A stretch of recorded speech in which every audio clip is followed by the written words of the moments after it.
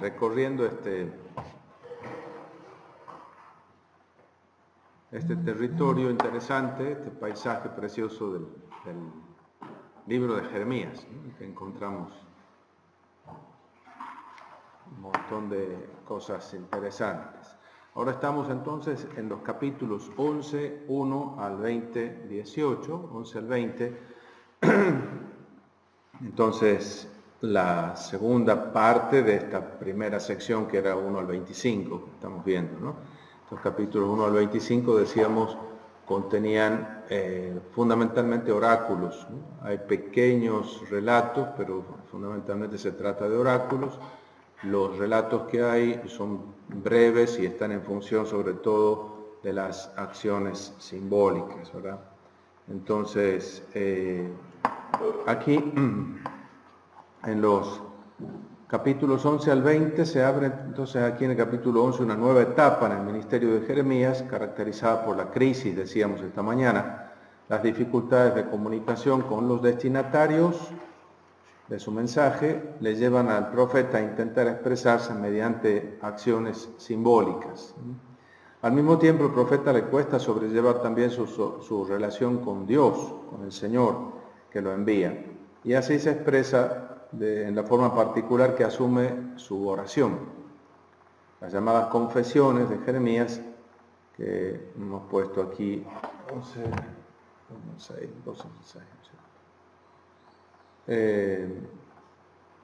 tenemos estas confesiones o estas oraciones podrían ayudarnos a articular este conjunto de capítulos del 11 al 20 en dos partes. La confesión que figura en el capítulo 20, el capítulo 15, cerraría una primera partecita y la que cierra la segunda parte es la del capítulo 20.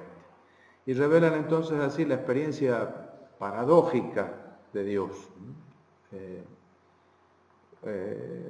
Sí, hay como una penetración particular en el misterio de Dios a partir de la persecución que experimenta el profeta, el abandono, la duda. En la forma literaria de una lamentación individual, el profeta se va a cuestionar el sentido de su propia misión, de su misma existencia incluso. En ella se expresa también el sentir colectivo de Israel, igualmente la conciencia del creyente de todos los tiempos. Todos podemos también leernos en las lamentaciones, ¿no? Procuraremos volver sobre eso al final en la última vuelta teológica a estos capítulos. Entonces, este conjunto de capítulos 11 al 15 se abre con un sermón también muy parecido al estilo deuteronomista. Ya vemos cómo en realidad esta mano deuteronomista está en muchos lugares como una especie de, va llevando como el hilo, es como una mano redaccional de estos capítulos. Palabra que llegó a Jeremías de parte del Señor, esto ya lo hemos leído la vez pasada: escucha los términos de esta alianza y comunícalos a los hombres de Judá y a los habitantes de Jerusalén. Les dirás: así dice el Señor, el Dios de Israel, maldito el hombre que no obedezca a los términos de la alianza que mandé a sus padres el día en que los saqué de Egipto del horno de hierro. Escuchen mi voz y actúen conforme a todo lo que les he mandado, así ustedes serán mi pueblo y yo seré su Dios, para que se mantenga en pie el juramento que hice a sus padres de darles una tierra que emana leche y miel, como sucede hoy. Yo les respondí: sí, Señor.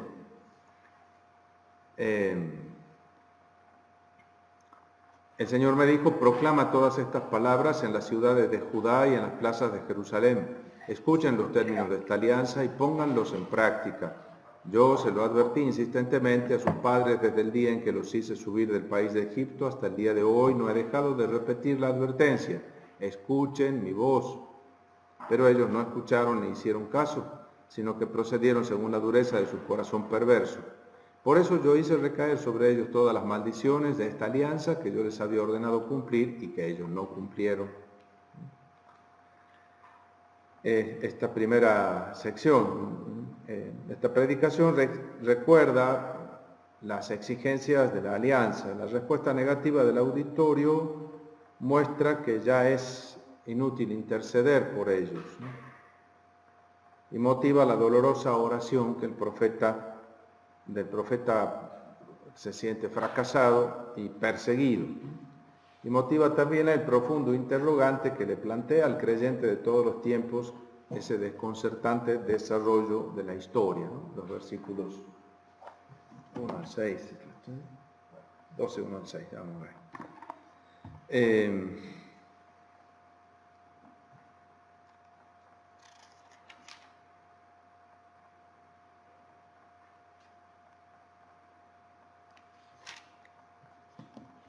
Entonces, el profeta ha recibido la orden de no interceder y reacciona ante la oposición de los suyos, ¿no? El versículo 6 no es 16, sino 6.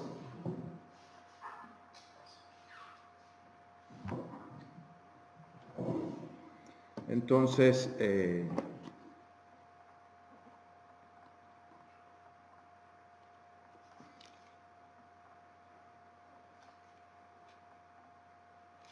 sí, lo otro es la versión de Dios. Entonces tenemos aquí esta constatación del rechazo de la palabra de Jeremías, de la oposición que él experimenta, ¿no? Podemos leer este primer conjunto, ¿no? El profeta sufre y se queja de la oposición de los habitantes de su propia aldea, Anatot, de su propia familia, de su propio pueblo, porque él ha dejado su aldea para irse a Jerusalén, ¿no es cierto?, su gente. Entonces dice, el Señor me dio a conocer algo para que yo lo supiera. Fue entonces, Señor, cuando me hiciste ver las acciones de ellos. Yo era como un cordero manso conducido a la muerte y no sabía lo que tramaban contra mí. Derribemos el árbol en su vigor, arranquémoslo de la tierra de los vivientes, para que nadie recuerde ya su nombre. Señor Todopoderoso, juez justo, que examinas los sentimientos y las intenciones, que yo vea la venganza contra ellos, porque he expuesto mi causa ante ti. El versículo 20, examinas los riñones y el corazón, pero bueno, los riñones y el corazón, es decir, los sentimientos y las intenciones, ¿no es cierto? Por eso así dice el Señor contra los hombres de Anatot que me amenazan diciendo, no profetices en el nombre del Señor para que no mueras en nuestras manos. Por eso así dice el Señor Todopoderoso, yo les voy a pedir cuentas. Los jóvenes morirán a espada, sus hijos y sus hijas morirán de hambre. No les quedará ni un resto, porque yo traeré una desgracia contra los hombres de Anatot el año de su castigo. Citando ahí entonces la palabra de su Dios, hasta la respuesta de Dios. Tú eres justo, Señor, por eso quiero presentarte mi reclamo. Solo quiero hablarte de cuestiones de justicia. ¿Por qué triunfan los malvados y los traidores viven tranquilos? Los plantas y echan raíces, progresan y hasta dan fruto. Tú estás cerca de su boca, pero lejos de su corazón. Es decir, hablan de vos, pero su corazón está lejos. Pero tú, Señor, me conoces, tú me ves y has examinado mi actitud ante ti. Sepáralos como ovejas para el matadero, resérvalos para el día de la matanza. ¿Hasta cuándo el país estará de duelo y toda la hierba del campo se secará? Por la maldad de sus habitantes perecen los animales y las aves. Por la maldad de los habitantes del país que piensan, el Señor no ve lo que hacemos. Si corriendo con los de a pie te cansaste, ¿cómo competirás con los de a caballo? La frase de Dios, ¿no? Si te sientes seguro solo en tierra tranquila, ¿qué harás en la espesura del Jordán? Hasta tus hermanos y la casa de tu padre te traicionan. También ellos gritan a tus espaldas, basta, no te fíes de ellos, aunque te digan palabras agradables. Entonces recibe aquí esta respuesta sorprendente de Dios, ¿no? Si corriendo con los de a pie te cansaste, ¿cómo competirás con los de a caballo, por decir, ¿no?, en las espesuras del Jordán. Es decir, que las tribulaciones no desaparecerán. Las pruebas serán todavía más duras de las que ha venido soportando. Si el profeta guardó en su memoria esta sentencia divina, manifiesta entonces una aceptación íntima de su propia misión, de su propio destino, para afrontar el porvenir apoyándose obediente en su Dios. La desgracia golpea a Jerusalén, ¿verdad? Aquí, entonces, después de este capítulo, el capítulo 13 contiene estas acciones simbólicas a las que nos referíamos, ¿verdad? 13 dice, compra una faja de lino y te la pones en la cintura, pero no se te ocurra meterla en el agua. Yo compré la faja, como me dijo el Señor, y me la puse en la cintura. La palabra del Señor me llegó de nuevo. Toma la faja que habías comprado y que tienes en tu cintura, dirígete al Éufrates, de comillas, y escóndela allí, en la hendidura de la roca. Yo fui y la escondí en el Éufrates, tal como me lo había ordenado el Señor. Después de muchos días el Señor me dijo, regresa al Éufrates y toma de allí la faja que yo te había ordenado esconder en ese lugar. Yo fui al Éufrates, excavé y tomé la faja del lugar donde la había escondido. La faja se había podrido y ya no servía para nada. Entonces me llegó la palabra del Señor, es decir, ahí se le hace la luz, se le prende la lamparita, le cae la ficha, como quisiéramos decir. Es decir, la acción cambia de sentido, tiene un sentido más profundo, ¿no? La faja, entonces, algo que va como muy ceñido, muy apretado al propio cuerpo de uno, ¿no? Es algo muy personal, muy íntimo, que lo acompaña a uno y lo ciñe, incluso es aquello que le permite hacer fuerza, ¿no es cierto? Incluso fajado. En el agua se pudre, ¿no? Se pudre. A ver, ¿de qué se trata? ¿Qué es esa faja que se ha podrido, ¿no? Y dice entonces, fíjense, todo esto que hace el profeta es como una dramatización, un teatro, un mimo, ¿cierto? Entonces, incluso el Éufrates, no es que se vaya a la Mesopotamia, ¿no es cierto?, sino que será un río, una sequía o algo que hace de Éufrates, así como él hace de Yahvé, hace de Adonai, y la faja hace de su pueblo, ¿no es cierto?, es decir, esa representación. Así dice el Señor, de este mismo modo yo haré que se pudra la soberbia de Judá, o Judá soberbio, la soberbia de Judá, como decimos, el tonto de Jorge, es decir, una endíades, y la gran soberbia de Jerusalén. Esta gente malvada que se niega a escuchar mis palabras, que se comporta según la dureza de su corazón y que sigue a otros dioses dándole culto y adorándolos, será como esta faja que ya no sirve para nada. Así como la faja se adhiere a la cintura de la persona, así yo hice que estuvieran adheridos a mí, todo Israel y todo Judá, oráculo del Señor, para que fueran mi pueblo, mi fama, mi honor y mi gloria. Pero no me obedecieron. Entonces, cuando las palabras no resultan suficientes, el profeta hace el esfuerzo de transmitir su mensaje mediante acciones simbólicas. Encontramos no solo esta, encontramos 19, 27 al 28, las encontramos también en un loco como Ezequiel, que tiene montones de estas acciones, ¿no es cierto? Y las encontramos también en el dignísimo Isaías, un señor, ¿no es cierto?, como Isaías, pero también le toca andar desnudo ahí en el capítulo 20, ¿no? Entonces, un hombre tan soberbio y tan digno, ¿no? Pero también tiene sus acciones simbólicas, ¿no es cierto? Se dramatiza entonces aquí una realidad que el auditorio no quiere reconocer. Entonces, viéndolo, poniéndolo delante de sus ojos, quizás puedan darse cuenta de lo que están viviendo. Entonces quiere provocar así su reacción. Aquí la imagen de la faja figura a Israel, a cuya cintura el Señor se había ceñido, digamos, a la cintura del Señor, en estrecha unión, pero se desprendió de él y se corrompió sumergiéndose en el dinamismo idolátrico de Babilonia, en el Éufrates. Esa es la idea.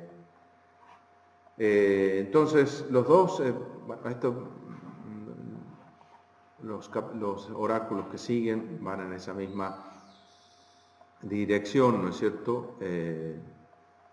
Después los cántaros de vino aquí, el versículo 12 al 27, como cántaros llenos de vino embriagante, así la diligencia de Judá está llena de insensatez, que los embriaga, los emborracha, están borrachos que provocará entonces una ruina irreparable para toda la nación, es la soberbia que lleva a la perdición. Los más encumbrados, los más seguros, terminarán humillados por todos y delante de todos. Versículos 12 y siguiente. Así dice el Señor Dios de Israel, que todos los cántaros se llenen de vino. Ellos te contestarán, ¿acaso no sabemos perfectamente que todos los cántaros deben ser llenados de vino? Pero tú les responderás, así dice el Señor, yo voy a llenar de embriaguez a todos los habitantes de este país, a todos los reyes, sucesores de David en el trono, a los sacerdotes, a los profetas y a todos los habitantes de Jerusalén. Los estrellaré unos contra otros, padres e hijos juntamente. No tendré piedad ni misericordia, ni me arrepentiré de haberlos destruido. Escuchen y atiendan, no sean arrogantes, porque es el Señor quien les habla. Den gloria al Señor su Dios antes de que oscurezca, antes de que tropiecen sus pies en las oscuras montañas. La luz que ustedes esperan se convertirá en sombras de muerte y se transformará en espesa tiniebla. Si no escuchan, lloraré en secreto su arrogancia. Lloraré un amargo llanto. Mis ojos derramarán lágrimas cuando el rebaño del Señor sea llevado cautivo. Dirás al rey y a la reina madre, siéntense en el suelo, porque su espléndida corona se ha caído de sus cabezas. El rey y la reina madre, lo del 597. Las ciudades del Néguev están cercadas y nadie quita el cerco. Toda Judá fue deportada masivamente. Bueno, así entonces, este capítulo 13, bien elocuente, ¿no es cierto? La desgracia que golpea a Jerusalén, que sigue siendo impura, versículo 27 va a hablar de eso, ¿no es cierto? Tus adulterios, tus gritos de placer y la bajeza de tu prostitución. Yo, dice, te levanté el vestido hasta taparte la cara para que se viera tu desnudez, descubrir sus vergüenzas. Tus adulterios, tus gritos de placer y la bajeza de tu prostitución. Es bien crudo en su lenguaje. He visto tus ídolos abominables en las colinas y en el campo. ¡Ay de ti, Jerusalén, que no te purificas! ¿Hasta cuándo seguirás así? El Dominus Flevit, ¿no? El Dios que llora sobre la Jerusalén. ¡Ay de ti! ¡Ay de ti! Recordemos el ay de ti, porque después va a haber un ay de mí, ¿no es cierto?, en el siguiente. Fíjense que los dos capítulos que siguen se relacionan sobre todo por la situación del profeta, que una vez más es incitado a no interceder, ¿no? Capítulo 14, palabra del Señor que llegó a Jeremías con ocasión de las sequías. Sequías es terrible, la sequía es terrible porque si no ha llovido en el país no habrá cosecha, no habrá alimento, y en tiempo de la guerra que se avecina y del sitio que se avecina, eso es presagio de una muerte muy rápida. En momentos de grave peligro nacional, como una sequía prolongada, se solía convocar al pueblo a una liturgia penitencial. Se convoca un ayuno nacional en un templo nacional, se lamenta frente a Dios por la desgracia y se pide la lluvia. Y se pide una respuesta, se pide la intercesión del profeta. El profeta debía interceder, esa era su función en ese tiempo, y debía dar en respuesta a un anuncio de salvación de parte de Dios. Esa era la dinámica de una liturgia de lamentación, y al final debería corresponder una oración de acción de gracias colectiva, comunitaria, ¿cierto? Eso sería lo esperable, ¿no? Pero aquí no es lo que sucede, ¿no? El profeta tenía entonces un papel importante porque tenía que interceder y tenía que transmitir la respuesta del Señor. Fíjense que se dice todo eso con un mismo verbo en hebreo, ¿no es cierto? Se le pide al profeta sha'al. Sha'al es preguntar, consultar, pero también interceder. Interceder. Normalmente se le pide, como se le pide a Isaías en el caso del sitio de Jerusalén, cuando Sennacherib manda su gente y manda su carta, va a Ezequías le pide a Isaías que interceda ante el Señor, ¿no? En ese caso es librada la ciudad, que consulte al Señor y que interceda al Señor, es decir, que le pida una intervención y que le pida una respuesta, un oráculo, ¿no? Aquí en cambio la respuesta va a ser negativa y va a ser una condena sin apelación posible. El esquema se va a repetir. Dice entonces, Judá está de duelo, sus ciudades ennegrecidas desfallecen por tierra y se alza el alarido de Jerusalén. Sus nobles envían a sus siervos por agua, llegan a los pozos y como no encuentran, vuelven con sus cántaros vacíos, decepcionados y confundidos, cubriéndose la cabeza. El suelo está ya agrietado porque no ha llovido en el país. Los labradores frustrados se cubren la cabeza. Hasta la sierva deja abandonada a su cría en el campo porque no hay hierba. Los asnos salvajes se paran en las áridas colinas, resuellan al viento como los chacales y sus ojos se apagan porque no hay hierba, ¿no? Los ojos de los animales se van apagando de hambre, van perdiendo la vida, ¿no? Actúa, Señor, por el honor de tu nombre, aunque nuestras culpas nos acusen, nuestras rebeldías sean tantas y hayamos pecado contra ti. El profeta que intercede. Tú eres la única esperanza de Israel, su Salvador en tiempos de angustia. ¿Por qué te comportas como un extranjero en el país, como si no te importara la suerte del país? Como un caminante que se detiene solo a pasar la noche, no se compromete. ¿Por qué te comportas como un hombre débil, un guerrero incapaz de vencer? Sin embargo, Señor, tú estás en medio de nosotros y tu nombre ha sido invocado sobre nosotros. No nos abandones.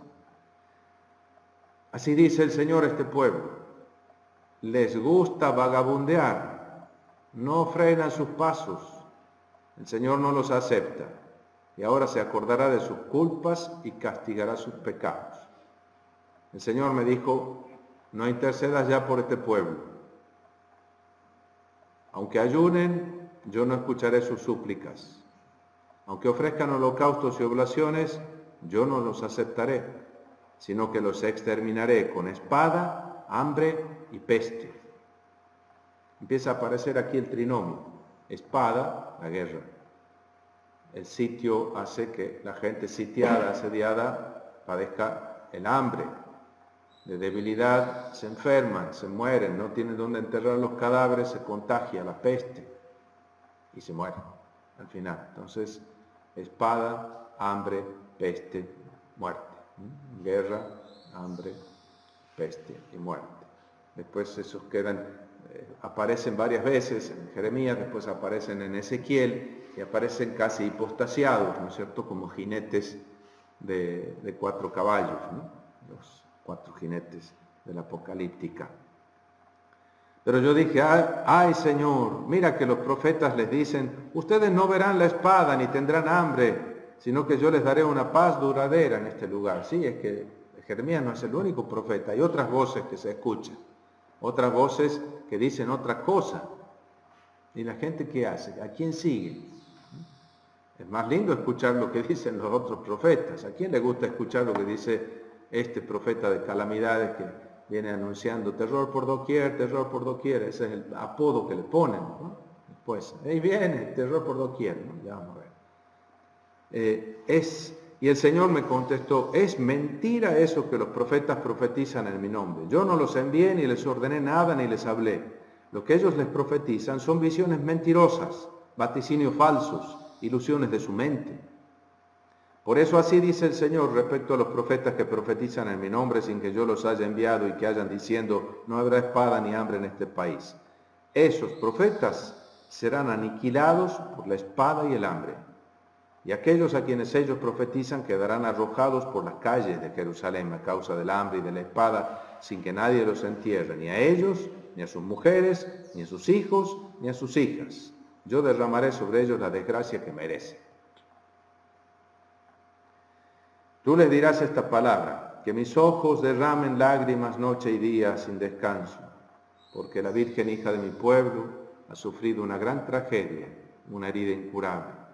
Si salgo al campo, hay heridos por la espada. Si entro en la ciudad, desfallecidos de hambre. Ahí están la espada y el hambre ya. Hasta el profeta y el sacerdote vagan por el país sin saber a dónde ir. ¿Es que has rechazado totalmente a Judá? ¿Te has cansado de Sión? ¿Por qué nos has herido y no hallamos remedio? Se esperaba la paz y no hay bienestar. El tiempo de sanar y sobreviene el terror. Reconocemos, Señor, nuestra maldad.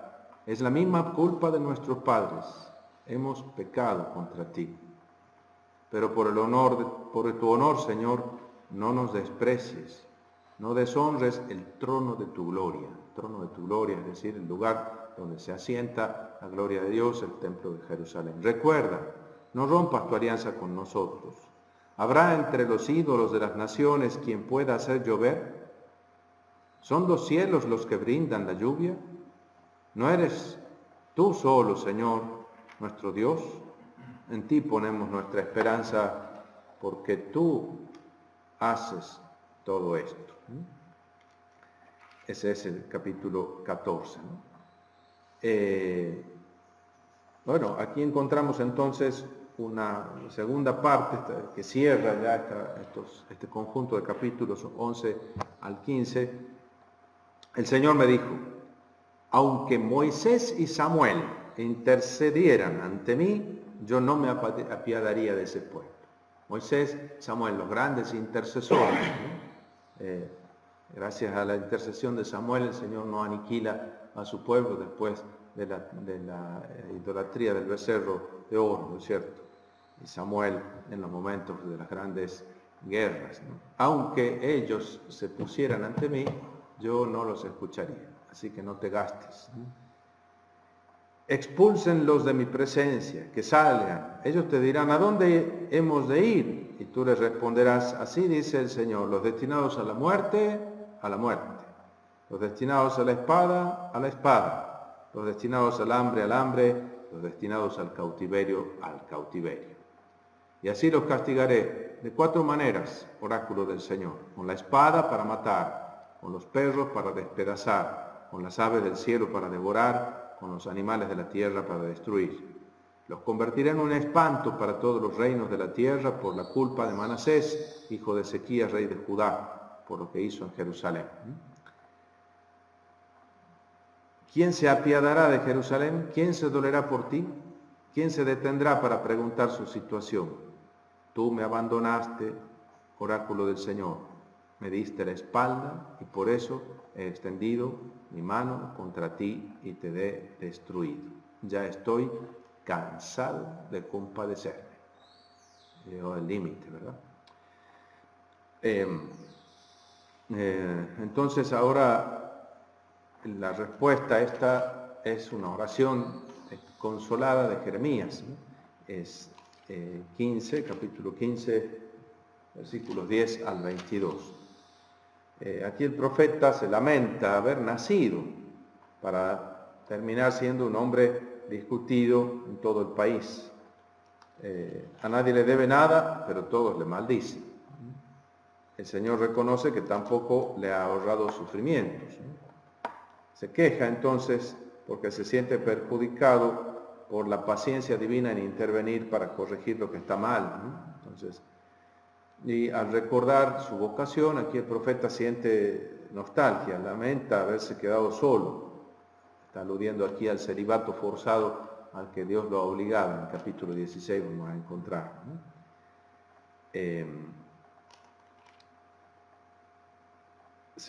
Le dice a Dios, vas a ser para mí como un espejismo, es decir, aguas no verdaderas. Uno sabe que hay un torrente y dice, bueno, esta es la época de lluvias, entonces ahí seguro que voy a encontrar agua. Entonces uno se recorre y deja hasta sus últimas fuerzas en el camino para llegar al torrente porque sabe que ahí va a encontrar agua y no hay. Entonces es la experiencia de Jeremías. Todos me han abandonado, sí, pero yo sé que el Señor me va a consolar y el Señor no lo consuela. Entonces te me has vuelto para mí como un espejismo, ¿no? Si uno va caminando en medio de semejante calor y ve al final, ay, hay agüita, pero uno va más adelante y ve que no era agüita, era el reflejo del sol solamente. Una pregunta, ¿cuál es ese versículo que no puedo encontrar? El del espejismo, sí. 15-18. Gracias. Entonces, ay de mí, madre mía. Antes decía, ay de ti, Jerusalén. Ahora dice, ay de mí, madre mía, porque me has engendrado. Soy un hombre discutido y debatido por todo el país. Ni les debo ni me deben, pero todos me maldicen. El Señor dijo, ¿acaso no te libré? ¿No hice que tus enemigos se rindieran ante ti en el tiempo de la desgracia y en el tiempo del sufrimiento? ¿Se puede quebrar el hierro del norte o el bronce? Él le había dicho, ¿no es cierto? Te voy a convertir en una columna de hierro, en una muralla de bronce, ¿no? Voy a entregar gratuitamente como botín tu fortuna y tus tesoros a causa de tus pecados en todo tu territorio. Yo haré que estés sometido a tus enemigos en un país que no conoces, porque el fuego de mi ira ya se ha encendido y arderá contra ustedes. Fíjense la identificación del profeta con su pueblo, ¿no? Solidario con Dios, solidario con su pueblo. Ese es el destino dramático, trágico del elegido, del Mesías, ¿no?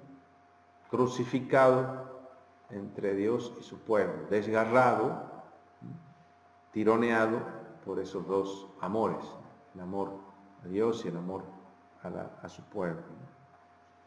Tú lo sabes, Señor, versículo 15, acuérdate de mí, cuida de mí, véngame de mis perseguidores, no permitas que yo sea atrapado por ser tú tan paciente para castigar. Es decir, como no lo querés castigar y estás esperando, al final terminan maltratando. Tú sabes que por tu causa he soportado el oprobio. Cada vez que recibía tus palabras, yo las devoraba. Tus palabras eran mi gozo y la alegría de mi corazón, porque tu nombre había sido invocado sobre mí, Señor Todopoderoso. Yo no he ido a divertirme con el grupo de los burlones, sino que me hiciste vivir solitario, porque estoy lleno de tu enojo. Porque se ha hecho permanente para mí mi dolor, incurable mi herida que no quiere sanar. ¿Serás para mí como un espejismo, aguas no verdaderas? Por eso así dice el Señor, si te conviertes, yo te haré volver y estarás en mi presencia. Si eres capaz de sacar algo valioso de lo vil, tú serás como mi boca. Que ellos se vuelvan a ti, pero tú no has de volverte a ellos. Yo te convertiré en una muralla de bronce inexpugnable frente a ese pueblo. Ellos te harán la guerra, pero no podrán vencerte, porque yo estoy contigo para salvarte y librarte, oráculo del Señor. Te libraré de las manos de los malvados, te rescataré del puño de los violentos. Así entonces, el profeta se volverá boca del Señor y podrá experimentar su asistencia. Esta segunda confesión purifica, madura y renueva la vocación del profeta que se había manifestado en el capítulo 1. Las palabras dirigidas directamente por Dios al profeta se destinan también al pueblo de Judá. Entonces uno no puede distinguir bien si son palabras de Dios al profeta o son palabras de Dios a Judá, porque tan identificado está el profeta con su pueblo. Una referencia convergente del camino que ambos experimentan ambos, el pueblo y el profeta, en relación con Dios.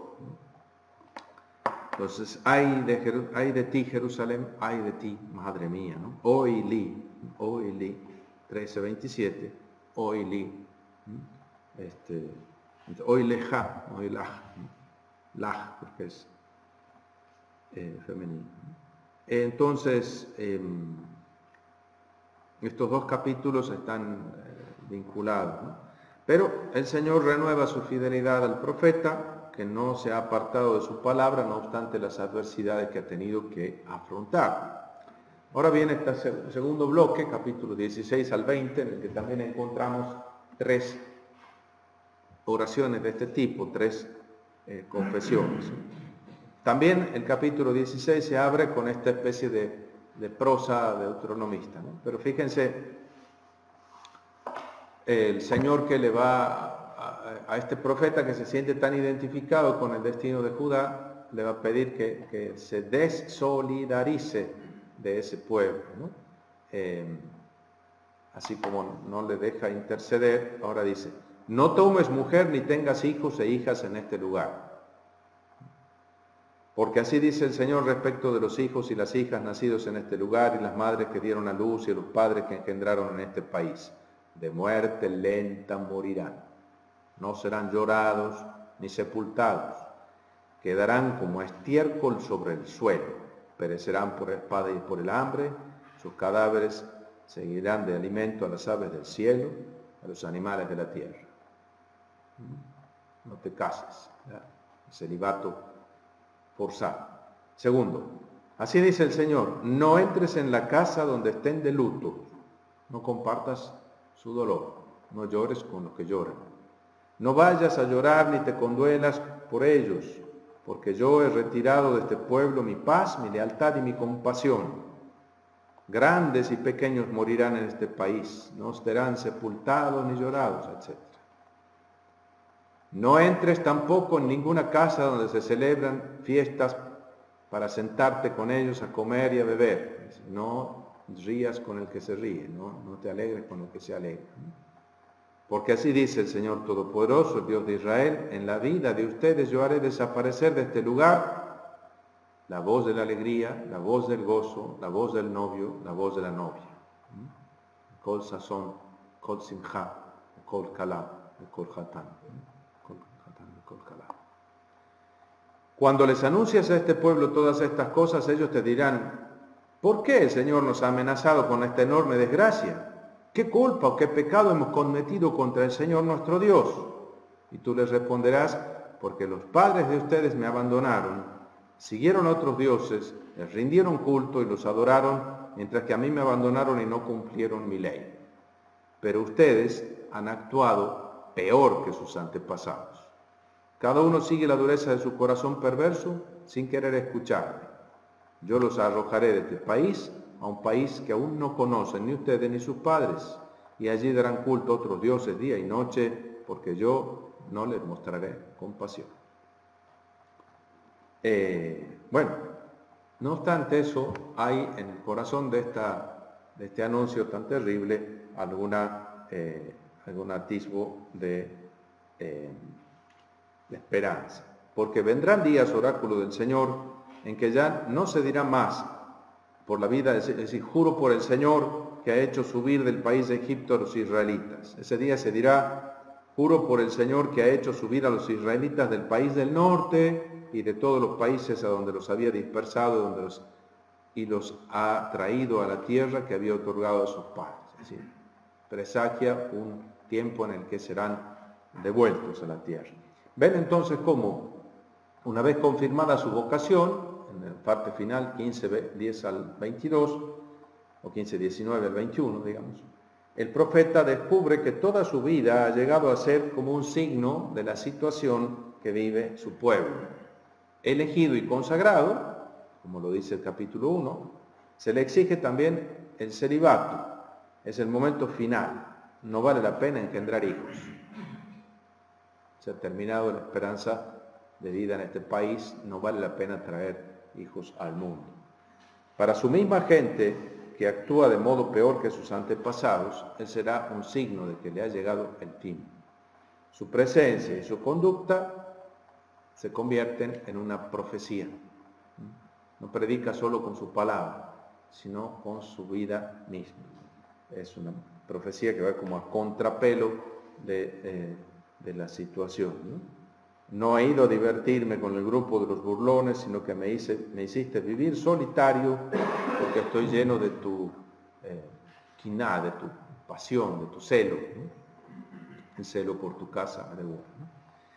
Entonces, así, en ese momento aparece el primer relato autobiográfico del libro, en el capítulo 19, ya vamos a ver. Bueno, vamos a ver este capítulo 16, tenía este pequeño anuncio salvífico que acabamos de leer, que en medio de este juicio por la perversidad pasada y por la perversidad presente de Israel, la esperanza de la intervención divina con un nuevo éxodo suena así como una lejana esperanza para el futuro. Renueva la fe en un Dios justo, pero cuya característica constante será siempre la de salvar, liberar, congregar. Los versículos 16 al 21 traen aquí el castigo a la idolatría que se reviste con las imágenes de la caza y de la pesca. Ante la vacuidad de los falsos dioses, la súplica del profeta se vuelve hacia Dios, que es el único capaz de salvar. Capítulo 17, versículos 1 al 4. El pecado de Judá ha quedado grabado con cincel de hierro, con punta de diamante en la tabla de sus corazones y en los ángulos de sus altares. Grabado. Un memorial para sus hijos son sus altares y sus monolitos, levantados en torno a cada árbol frondoso, sobre todas las colinas altas. Árboles frondosos, colinas altas son lugares de cultos de las religiones tónicas, de las religiones de la tierra. En mis sierras y en el campo.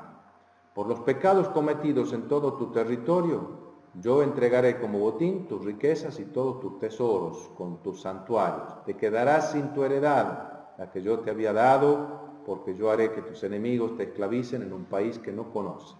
El fuego de mi ira que ustedes han encendido arderá para siempre.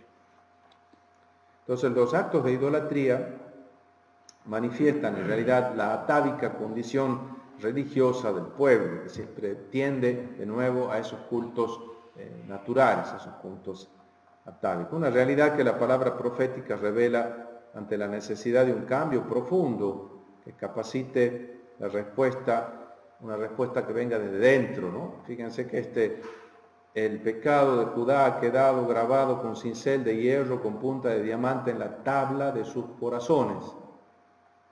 Y eso va a corresponder después al oráculo que vamos a ver en el capítulo 31. ¿no? Dios va a escribir en la tabla de sus corazones otra cosa. Bueno, ahora viene este capítulo 17, que está muy emparentado después con el Salmo 1 primero. ¿no? Dice con estilo sapiencial, versículos 5 al 13. Así ha dicho el Señor, maldito quien confía en el ser humano y pone su fortaleza en lo que es débil, mientras aparta su corazón del Señor. Precisamente por eso, porque ese corazón empedernido, ese corazón atado al pecado, en el que está impreso el pecado como sobre una tabla de piedra. Este será como espino en la estepa que no disfrutará de buen tiempo, habitará en los pedregales del desierto, en una tierra salada y deshabitada. Bendito, en cambio, quien confía en el Señor y pone en el Señor su seguridad. Será como un árbol plantado al borde del agua que echa sus raíces junto a una acequia. No sufrirá el calor y su follaje estará siempre verde. En el año de sequía no tendrá que angustiarse y no dejará de dar fruto. Nada más engañoso que el corazón humano. No tiene remedio. ¿Quién puede conocerlo de verdad? Yo, el Señor, sondeo las intenciones del corazón y examino los sentimientos, para cada uno según su conducta, según el fruto de sus acciones. Bueno, sigue.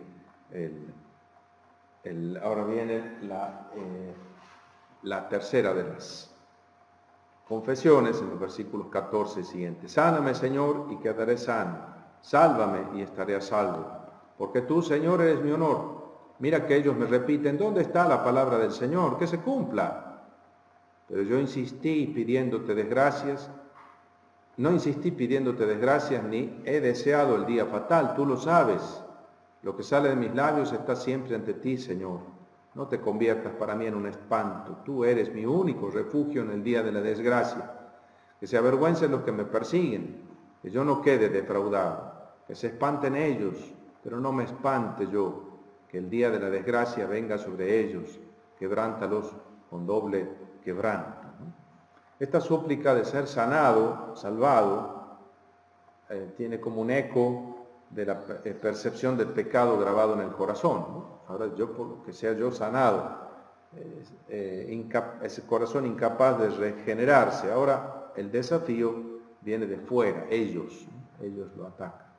Probablemente son los otros profetas, los falsos profetas, que cuestionan la veracidad de sus anuncios y dicen, ¿dónde está la palabra del Señor? Que se cumpla. El profeta defiende su rectitud en el desempeño de su misión y ruega que esta palabra no sea para él un motivo de vergüenza, de terror. Sufre el contraste entre el papel de intercesor ante Dios y la actitud de sus oyentes que se convierten en sus propios adversarios. Yo pido por ellos y ellos me persiguen a mí.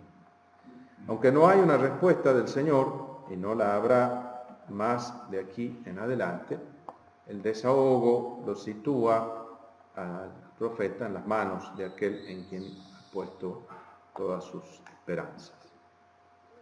Bueno, esta última sección, capítulo 18 al 20, evoca de diversas formas o se conecta con el capítulo 1. Aquí encontramos en 18 el mensaje divino llega al profeta aquí también a partir de experiencias cotidianas, como hemos dicho, experiencias simples. Y aquí con ocasión de una visita a la alfarería, al taller del alfarero. El alfarero va a representar al Señor con su poder de derribar y edificar, y son los mismos verbos que se evocan al principio en la introducción. Y ahora remiten a la vida de Israel que está en las manos del Señor.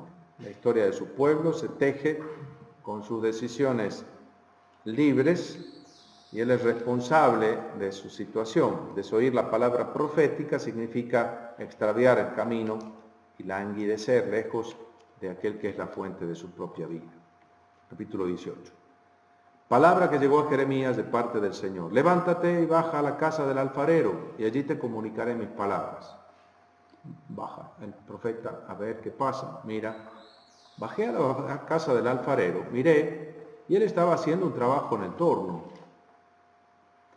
Fíjense que son como experiencias simples, ¿no? Después esto en la elaboración apocalíptica se hace mucho más complicado, más barroco, ¿no? Pero los términos son muy parecidos, ¿no? Mirar, yo miré y vi, y he aquí que, ¿no? Y describe, ¿no?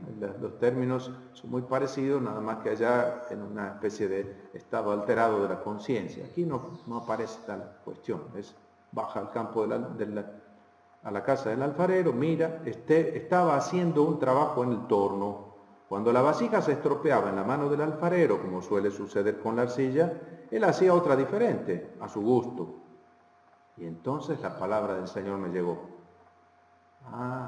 Dice, ¿no es cierto? ¿Acaso no puedo hacer yo también con ustedes, descendientes de Israel, tal como hace este alfarero? Miren, israelitas, ustedes están en mis manos, como la arcilla en manos del alfarero. Si de pronto yo hablo de arrancar, derribar y destruir una nación o un reino, pero esa nación contra la que hablé se convierte de su maldad, entonces yo me arrepentiré del mal que había pensado hacer. Si en otro momento yo hablo de edificar y plantar en una nación o en un reino, pero esa nación hace lo que yo desapruebo y no escucha mi voz, entonces yo me arrepentiré del bien que había prometido hacer. Fíjense, la decisión está en las manos de ustedes. Esa es característica de la predicación profética es que le devuelve la responsabilidad al pueblo. Son libres, es su conducta la que motiva la dicha o la desgracia. No es la voluntad caprichosa de una divinidad ciega, sino la libertad humana que decide su suerte. Bueno, así podemos con esta parte terminar aquí en el capítulo 20 con la última confesión.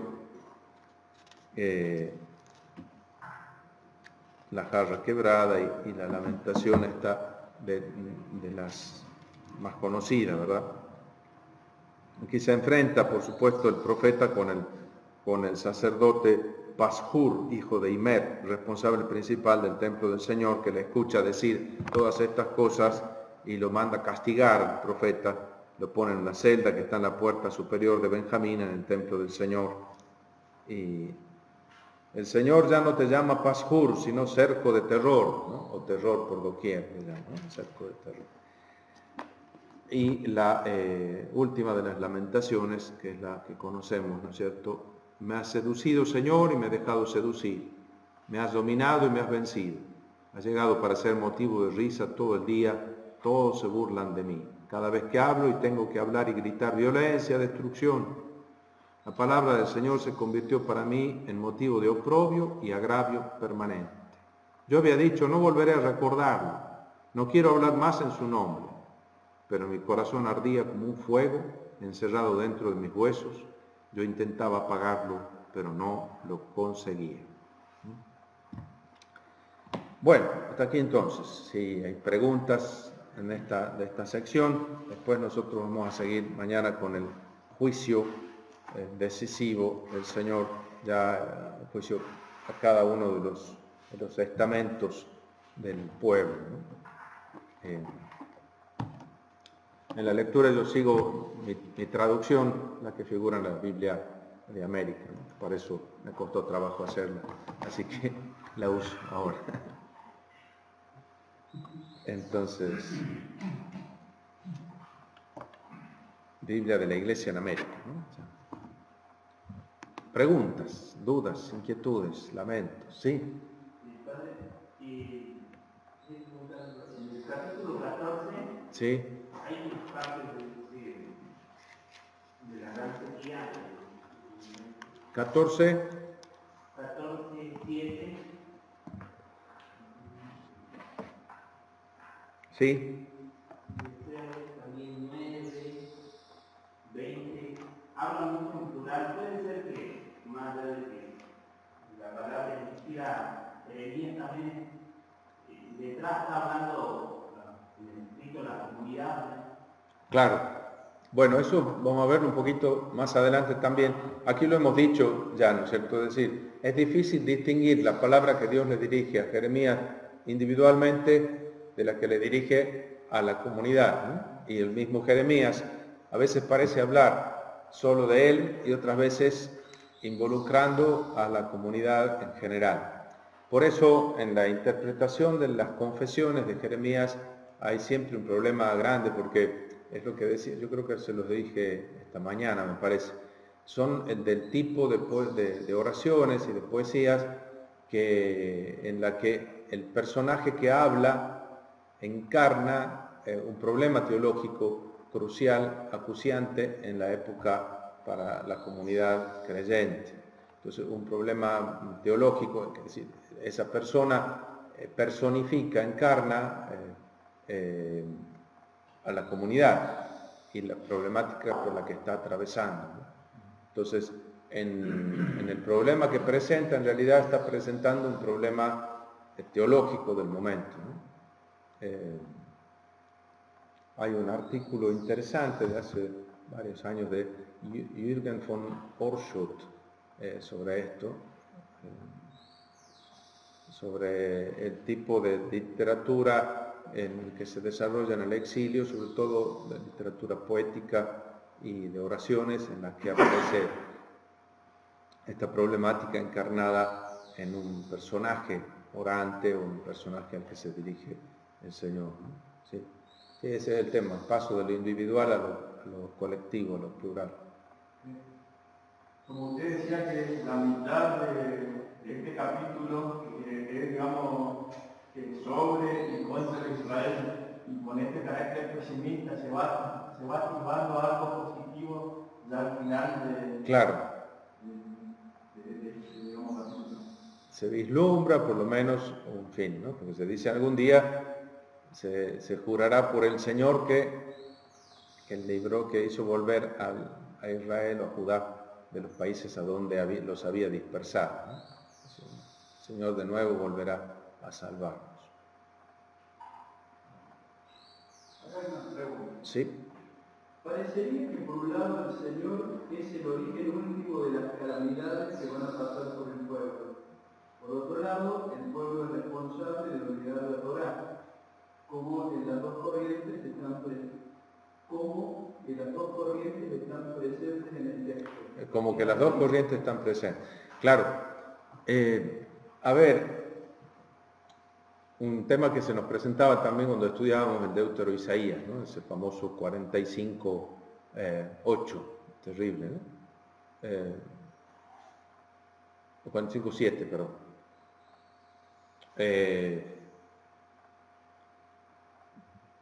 Precisamente es lo que podríamos llamar el precio del monoteísmo.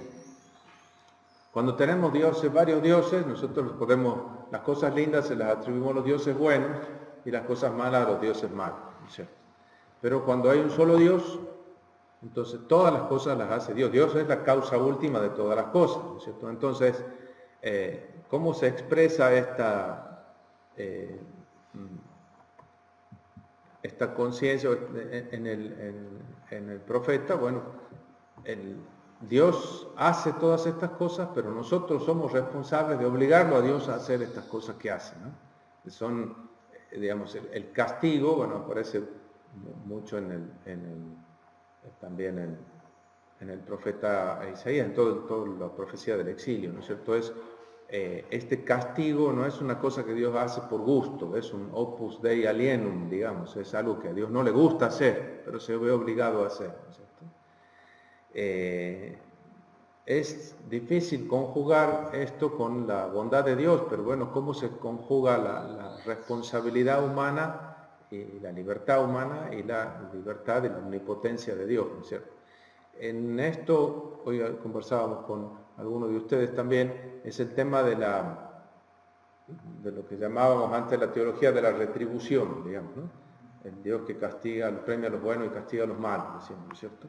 ¿Cómo es esto? El castigo es algo que Dios inflige al culpable, pero ese castigo es algo externo, exterior, o en realidad es algo que va inherente a la culpa misma, es decir, en el mismo pecado va el castigo, ¿no? Es decir, es consecuencia de la misma acción, ¿no? Por eso en la investigación de esta cuestión teológica se habla de eso, de un nexo entre el obrar y sus consecuencias, ¿no? Es un típico problema de la literatura sapiencial, ¿no? Por eso aparece muy fuerte, inculcando a la gente a hacer el bien, porque el bien hace bien y el mal hace mal, ¿no? Pero el problema surge cuando uno espera ese resultado y no lo ve, ¿no?